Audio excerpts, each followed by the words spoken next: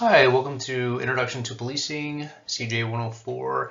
Looking forward to getting going here on this class, and we're going to cover a wide variety of topics as we look at the policing industry, where law enforcement has been and where it is presently and where it might be going in the future.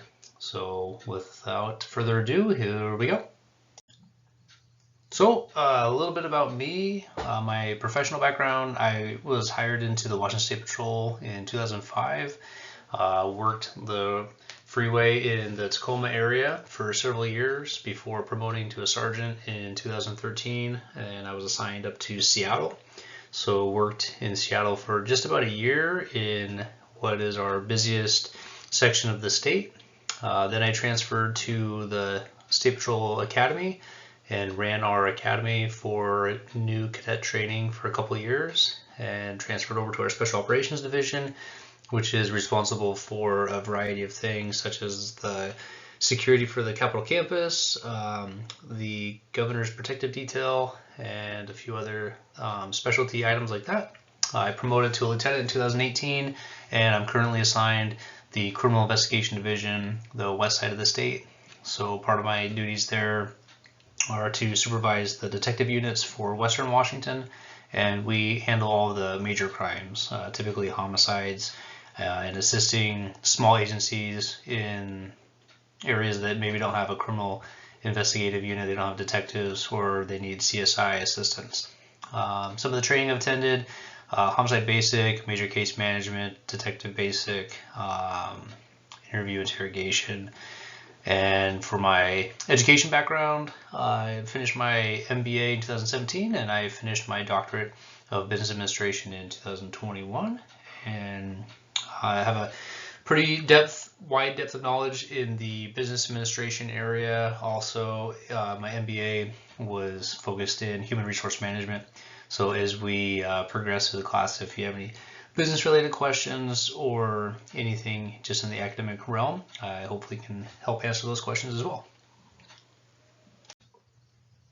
So our agenda for this week, we're very briefly going to go over sort of the history of policing in a broad global context, and then more closely the American policing history, which will lead us to the 4 eras of policing, and we'll kind of end with where we're at in modern policing.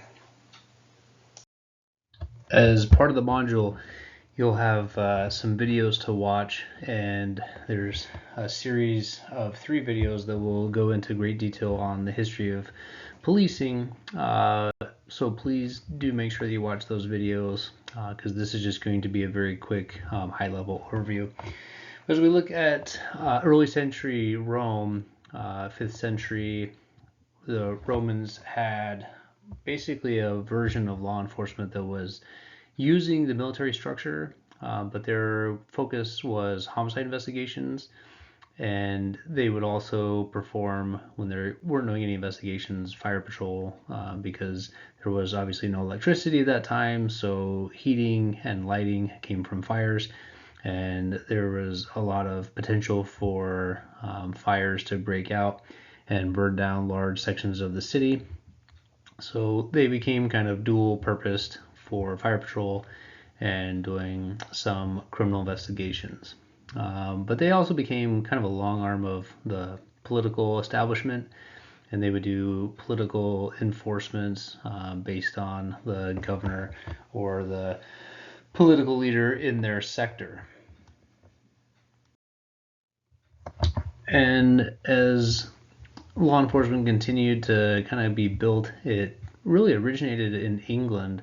9th century AD, England needed some sort of a government structure in place in the large geographic areas that were beyond the kingdom. And those were referred to as shires, and what became known ultimately as sheriffs were positions of government for the purposes of law enforcement, and they would also enforce such thing as taxation to retrieve money for the king, but to really be a representative of the king in these kind of outskirt areas. and to bring some law and order to areas that were, pretty remote and otherwise might be subject to some disorder and some crime. That continued so much so that the king recognized that there was a lot of value in these government roles, and they formally became a part of the governmental structure in England. And then ultimately, that progression and elaboration of the sheriff's role became what is basically now modern policing. So the natural progression is what originated in England as the cities began to grow and the population expanded. There was obviously more crime that was introduced into the cities, and Sir Robert Peel comes onto the scene and has a fundamental shift in what policing would look like. And he introduced legislation to create what would become the more modern police force. And eventually in 1829, his proposal was adopted, and that established the Metropolitan Police Force, which in turn became the first modern style police system, which later, by 1856, all of England and Wales were using this model. So that Sir Robert Peel had 9 governing police principles, and we'll look at that this week, and it'll be part of the questions for the writing assignment. But the 9 principles, we'll go through them quickly here. Number 1, to prevent crime and disorder as an alternative to their repression by military force and severity of legal punishment. Number 2, to recognize always that the power of the police to fulfill their functions and duties is dependent on public approval for their existence, actions, and behavior, and on their ability to secure and maintain public respect. Number 3, to recognize always that to secure and maintain the respect and approval of the public means also to secure the willing cooperation of the public in the task of securing observance of laws. Number 4, to recognize always that the extent to which cooperation of the public can be secured diminishes proportionality with the necessity of the use of physical force and compulsion for achieving police objectives. Number 5, to seek and preserve public favor not by pandering to the public opinion, but by constantly demonstrating absolute impartial service to law, in complete independence of policy and without regard to the justice or injustice of the substance of individual laws, by ready offering of individual service and friendship to all members of the public, without regard to their wealth or social standing, by ready exercise of courtesy and friendly good humor, and by ready offering of individual sacrifice in protecting and preserving life. Number 6, to use physical force only when the exercise of persuasion, advice, and warning is found to be insufficient to obtain public cooperation to an extent necessary to secure observance of law or to restore order, and to use only the minimum degree of physical force which is necessary on any particular occasion for achieving a police objective. That sounds very much like our current regulations here, even in Washington state, on using the minimum amount of force to overcome resistance. Number 7, to maintain at all times a relationship with the public that gives reality to the historic tradition that the police and the public, and that the public are the police, and police being only members of the public who are paid to give full-time attention to duties which are incumbent on every citizen in the interest of community welfare and existence. Number 8, to recognize always that the need for strict adherence to police executive functions and to refrain from even seeming to usurp the powers of the judiciary of avenging individuals or the state, and of authoritatively judging guilt and punishing the guilty. And lastly, number 9, to recognize always that the test of police efficiency is the absence of crime and disorder, and not the visible evidence of police action in dealing with them. As you can see, that the 9 police principles were well thought out and really very advanced for the time, and very applicable even to what we see in the modern policing era. Again, we'll talk about that a little bit more as part of this lesson. So as we look at England creating the first type of modern policing, we should look at what the role of the police was back at that time. So it really had a heavy focus on mob and riot control, where the political climate at the time with labor disputes and political issues, police were needed to kind of bring calm and order back into society. Police officers would spend a large amount of their days walking patrols. There were some small permanent posts where they would just post up and stay, primarily in higher crime areas. But it was really just to maintain order and have a presence in the community. They weren't doing a lot of criminal investigations. That just wasn't the focus of early policing. So we'll transition over to kind of the history of American policing. Again, early America, you had very, very small towns, limited population, and again, the colonists, the Pilgrims had shared beliefs and culture. There was a lot of their own small family and extended family at the time, so there wasn't a huge need for law enforcement. As time continued to progress and population was starting to grow, then you had crimes beginning to occur. And in 1636, you had volunteer watchmen or vigilantes that they were responsible for doing those fire patrols. The problem there with any type of a volunteer program is they're not being paid, and so having high expectations or any kind of accountability over volunteers is difficult. So what happened, you had a lot of people that were drinking on duty. It wasn't a desirable post because you're staying up at nighttime, and they were starting to find that really those duties were unreliable and they weren't very efficient. So that model was following what had kind of been set up earlier in England as far as the sheriff being a governmental role. There started to be more of a demand and a need for non-military law enforcement that wasn't volunteers. So we're starting to develop into more of a modern type police force. Also in America, you had in the South a different type of a need for policing. You had obviously the slave trade was a very large economic driver in the South, and they needed a way to enforce slave patrols and to capture and find runaway slaves. And so a lot of the policing functions that were at the time happening were focused around enforcing slave patrols, finding any types of runaway slaves, and then returning them to the masters. You have in 1857 a law, a case that was founded where descendants of slaves were never considered to be free citizens. And so a lot of it was stopping and detaining people looking for any kind of proof that they were a free person or not, and then returning them or imprisoning them and then bringing them back into a slavery role. So fast forwarding to 1838 in Boston, again, population booming.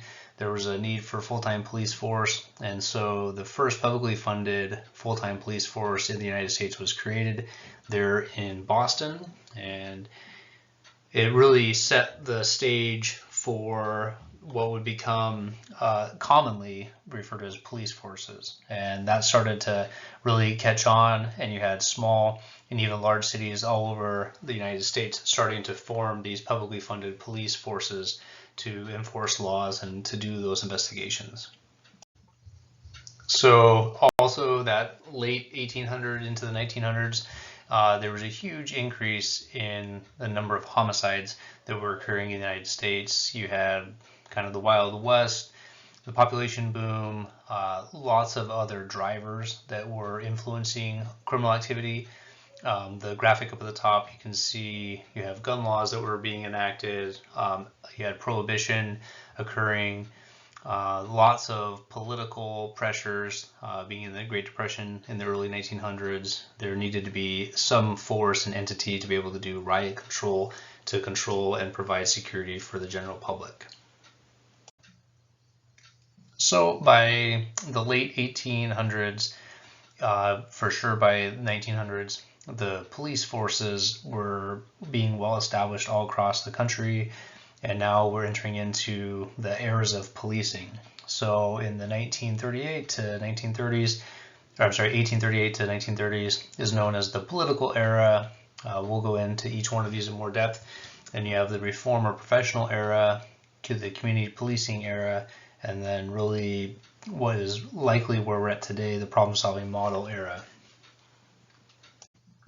So the political era was that initial, we just created publicly funded police forces. A lot of that was driven by politics and local politicians, typically mayors of cities. They were trying to create a police force that would help them politically.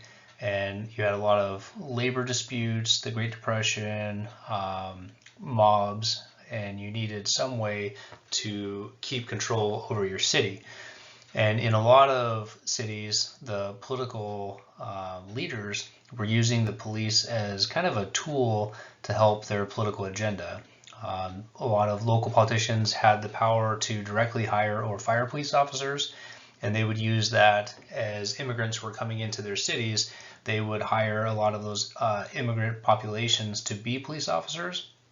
And they would also use that as a kind of a recruiting mechanism for getting votes. That continues again through the political era, largely across the United States. August Vollmer, he's well known. He was out of California and worked for the Berkeley Police Department. And he had a different kind of mindset where he wanted to bring legitimacy to policing. And he was highly educated and wanted police officers to be educated and wanted to bring more science and less politics, really separate the two from policing. And so he actually helped find the first law enforcement academy in 1908 in Berkeley, California. So even across the United States, you had disparity in what the focus of policing was. You had some that were trying to separate from the political pressures of the times and trying to really create a legitimate independent police force. So we'll look at August Vollmer more as we continue our study, but he becomes a very important factor in what becomes modern policing. So moving into the later part of the 1900s, you had prohibition and a lot of organized crime starting to become more prolific. You have gangsters that are moving alcohol across different states, wet states and dry states. You had a lot of violent crime continuing to grow, and so the police needed to become more legitimate and more professional so that the institution of police was better looked at and supported by the public.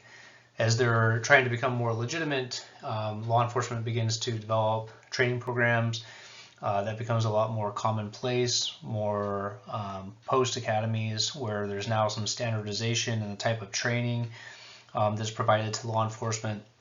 And then you also have the growing civil rights movement in the South, which then spreads across the country, further demanding that law enforcement becomes more professional to all of the public, and to stop the Jim Crow laws that were occurring in the South and the enforcement of those laws and what that was doing to law enforcement. It had to change, and that's where this era was hugely important in moving the profession to a legitimate police state that was going to enforce laws equally across all races and ethnicities.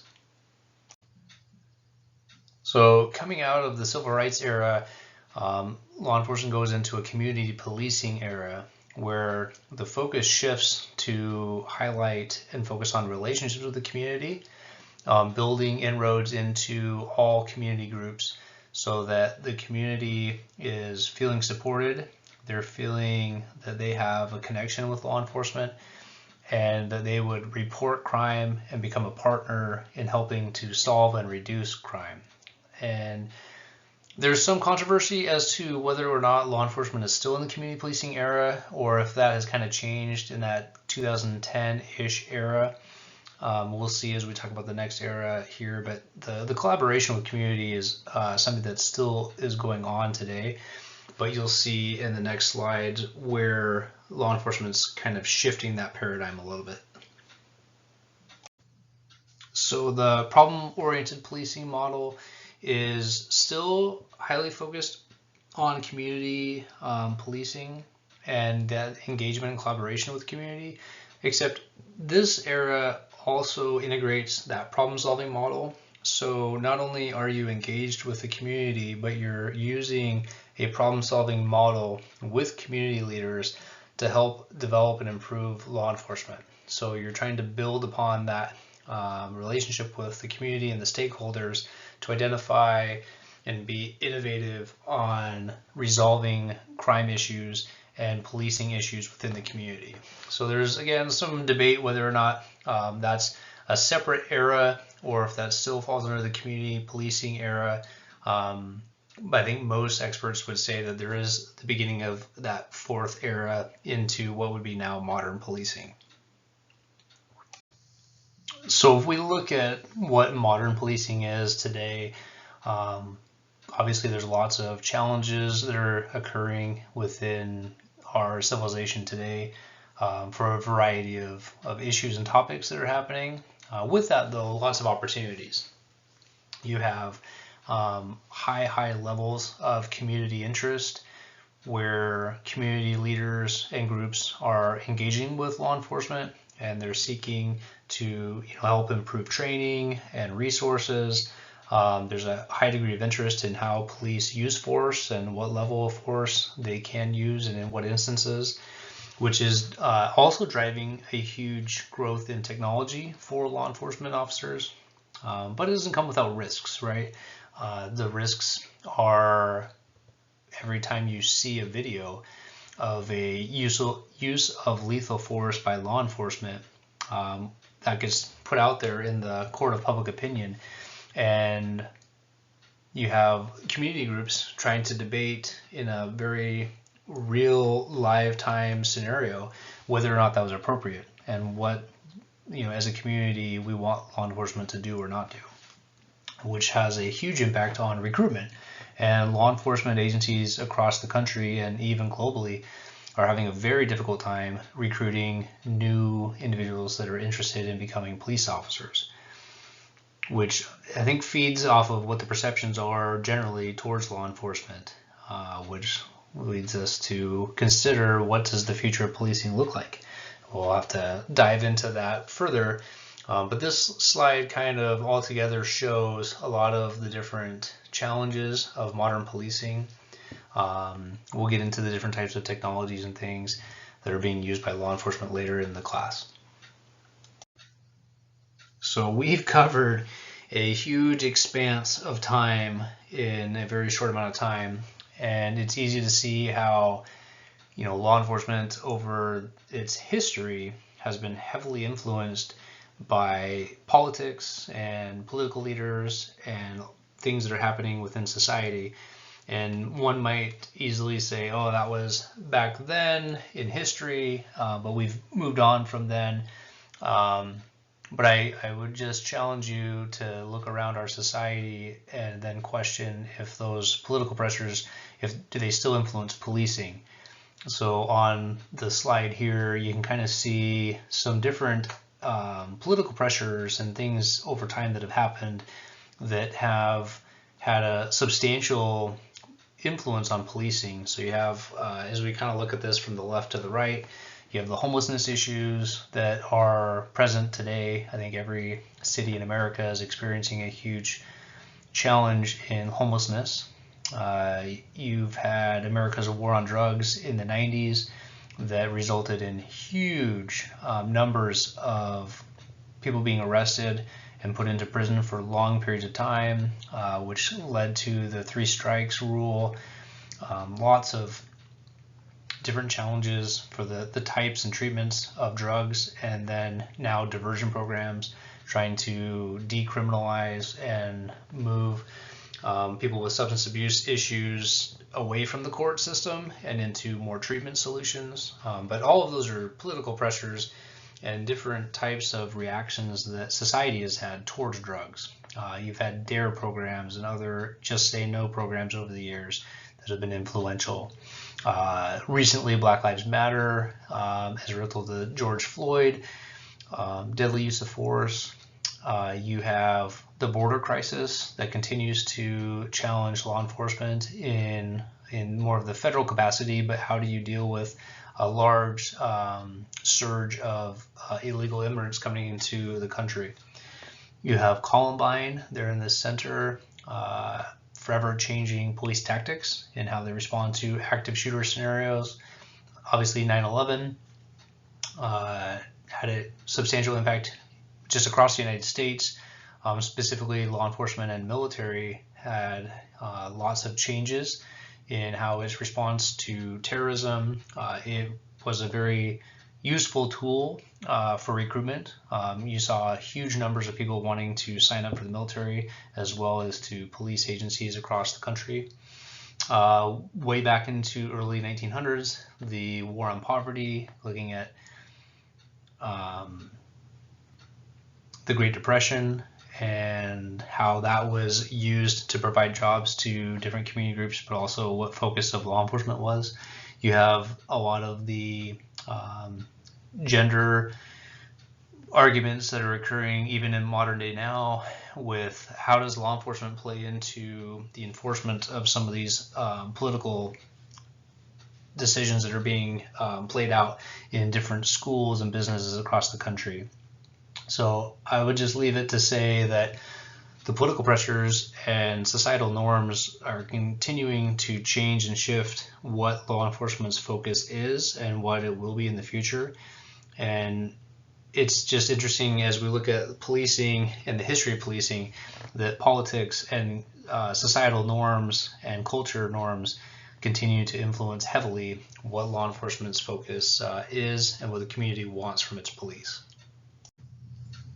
So in summary, lots of high-level topics covered this week. Hopefully you'll enjoy some of the readings and materials that we will cover in the module, and the discussions with each other. We'll learn a little bit about each other and we'll get going in the class, and I look forward to getting to know you each in the class and help answer any questions you might have, and look forward to working with you.